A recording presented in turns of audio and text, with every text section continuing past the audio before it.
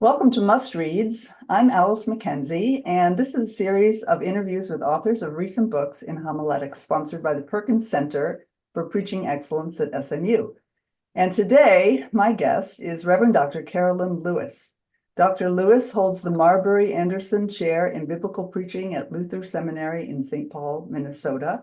She's ordained in the Evangelical Lutheran Church of America, popular professor, preacher, prolific author on a wide range of topics related to the theology of leadership and women in ministry, and, as will become clear in this interview, an expert in the Gospel of John. And she's published a commentary on the Gospel of John in the Fortress series in 2014. So many books, you make it difficult for me to pick one, but there's a new one that came out in 2023.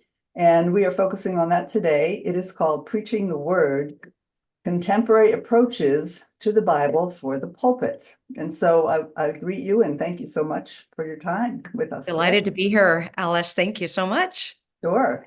So before we jump in, I just want to make sure that I haven't completely misunderstood what you're trying to do. So here's what I think is going on. So as I read Preaching the Word, you're saying that there are lots of lenses through which a preacher can read the Bible for preaching. And you're challenging us to not limit ourselves to that historical critical approach where, and this is a caricature, but you jump back behind the text, you find out what the text means, and you apply it to the congregation. Right. And some value to that, you say, to the historical part, but you want us in the book to have some contextual approaches where we reflect on the experience of the listeners in front of the text. So that people can better see themselves in the text in their lives. Do I have that pretty well? That is right. And the fact that, again, I'm not trying to, discard the historical critical method. No, of course not. It's really critical for getting to know the text and finding out all the information we need to know about a text. But at the end of the day, it can't answer all the questions we might have of a text. So how can we bring these different approaches to a biblical text that might open up interpretive possibilities for the preacher? Right. And so you have such a wealth of possibilities. There are 9 I'm seeing them as lenses. Is that pretty accurate? They're lenses through which we look at a text that represent all of them, I think, a critique of that post-colonial legacy of giving voice to the dominant groups, which were often white, male, European, and cisgender. So in giving voice to those, it silences others. So I'm hearing that you don't think that approach is safely lodged in the past. It's still out there, and we need these approaches too. I think so. And I think lens is a really good word, Alice, too. These are not methods necessarily. Right. They're approaches or lenses through which to view a text that maybe that open up potential questions that we haven't thought about before. Right. So in each chapter then, with these 9 interpretive lenses, in each chapter, you describe a lens and you look at a passage from the Gospel of John, which is your area of expertise, and then you offer some crucial insights for preaching. And so one of them, we don't have time for all 9 of them, so we'll pique the interest of the reader and encourage them to buy the book and read them. But one of them is the feminist interpretive lens. So do you mind just in a couple sentences describing, like, in that lens, who comes into view and who is given voice? Well, the feminist lens is a view or a way of approaching text that is paying attention to who are the women who don't have a voice in the text, and are there women characters that need to be lifted up, right, in the text, but also the way in which it's paying attention as well to the ways in which certain characteristics of women or how women have been socialized dominate interpretation. So for that chapter, for example, I look at the woman at the well and critique some of those dominant approaches to her or interpretations of her, that she is, because she's had 5 husbands, somehow she's immoral or this loose woman, when in fact that is not the case at all when you look at particularly the context of first century Palestine. So it provides a way to bring in a way a hermeneutic of suspicion. Where have women been silenced, and where also have our 21st century perspectives of sexism and misogyny really infiltrated passages where women have really dominant voices and really important roles, like the woman at the well who becomes the first witness for Jesus in the Gospel of John. Exactly, exactly. Well, how about African American interpretive lens? That was another very challenging and thought-provoking chapter, especially about the view of the cross. It was very Yeah, that was a really important chapter for me as well, particularly as how the African American lens offers a critique of dominant atonement theories, that suffering is somehow is salvific, and that the more suffering, as Jesus did on the cross, that's the life to which we are called as Christians. When there's no critique of that suffering, is that justified suffering? Is that suffering? What is that suffering for? Particularly in the African American context and history of slavery.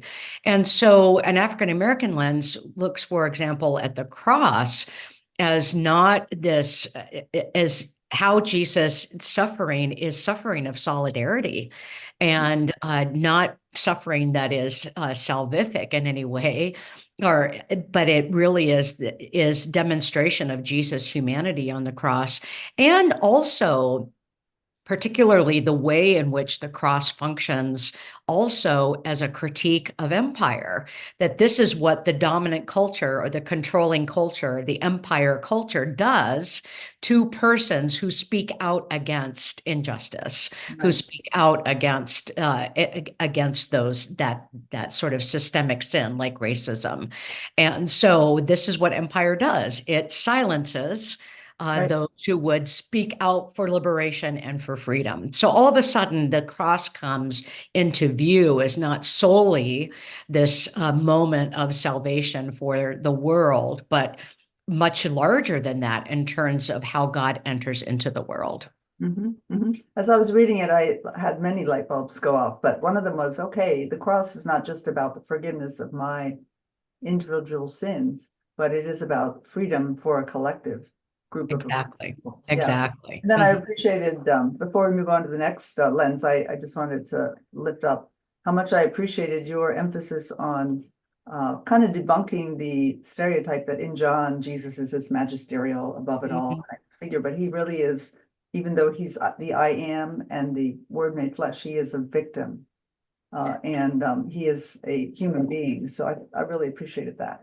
Yeah, very much so. And it's one of the, as you said, it's one of the, I think, misinterpretations of the Gospel of John and the Gospel of John's Christology, and really the way in which we see Jesus in truly that claim of the Word became flesh.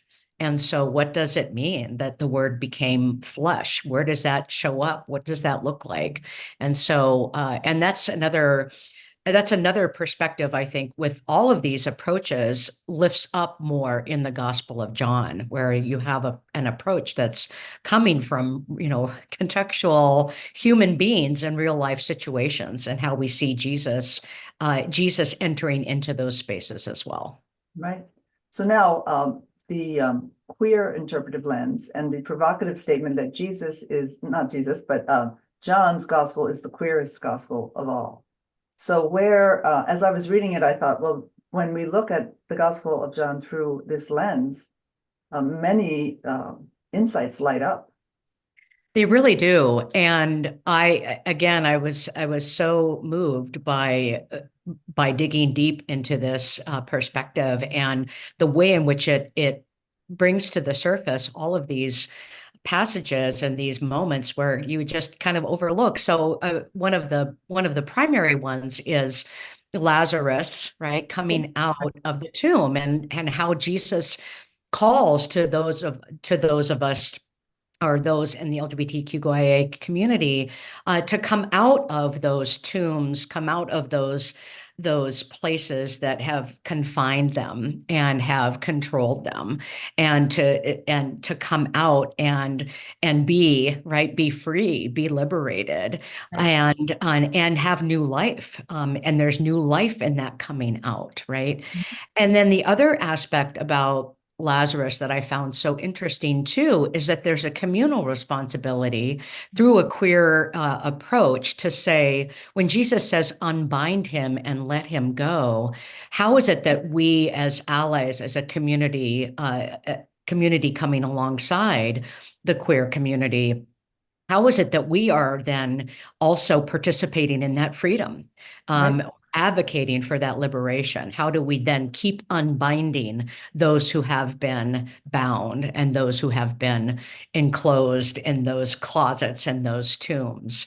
And Right. so it's not only that call from Jesus to come out and be free and and have new life, but a responsibility on our part. Where are we engaging in those liberative moves as well? Okay.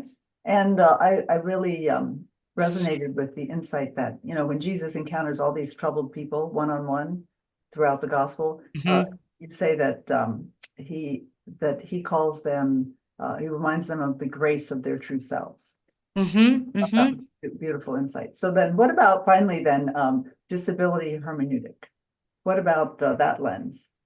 Yes, again, what that lens does is it points to or makes us look at the persons who are healed in the biblical text, but again, I focus on the Gospel of John uh, as I say in the book, they're not just metaphors Right. for our spiritual awakening or spiritual sight, like the man born blind. They're not these props, if you will, but real live people who move from this place of healing, but also into expanding the idea of what does healing mean? Because sometimes we cannot be healed from those disabilities, but that doesn't mean we're not healed or whole. Right. And so how does disability lens help us to see that these persons expanding that idea of healing and wholeness, and that there's more going on to them. There's more about their character than the fact that for this, like the man born blind, that he was healed of and able to see. There's way more going on for him than that. And so how does a disability lens point to the wholeness of the person? The person is not just their disability. And Mhm. that's what I found really, really, really powerful. Well, I had another of my many epiphanies reading your book, and I had this notion. I got it from you because you said it, but it seems that that we're not out. Disability hermeneutic calls us not to fix bodies so they conform to our social standards, but Right. I think, to fix or heal our societal standards so that they welcome and respect all bodies. Yes, So exactly. there's a lot of flipping the script going on throughout the book. That's what Jesus does, doesn't Yes, right.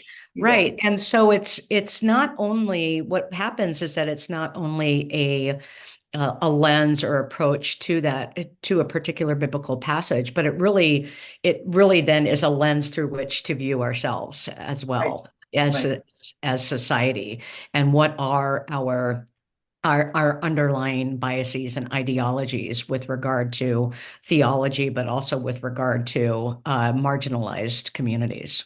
right, right. Well, thank you so much. I wish we could talk for hours more. There's enough richness in this book, preaching the word, contemporary approaches to the Bible from the pulpit. And I want to close by thanking you for reminding us preachers that preaching is not a monologue we impose on the congregation. And I do believe that through this book, you're going to help more hearers hear themselves in our sermons, addressed in our sermons, That's and what I hope. in the That's what I biblical hope. text. So Yeah. thank you so much. Appreciate you Oh, being thanks with so us much, today Alice. for this very helpful book.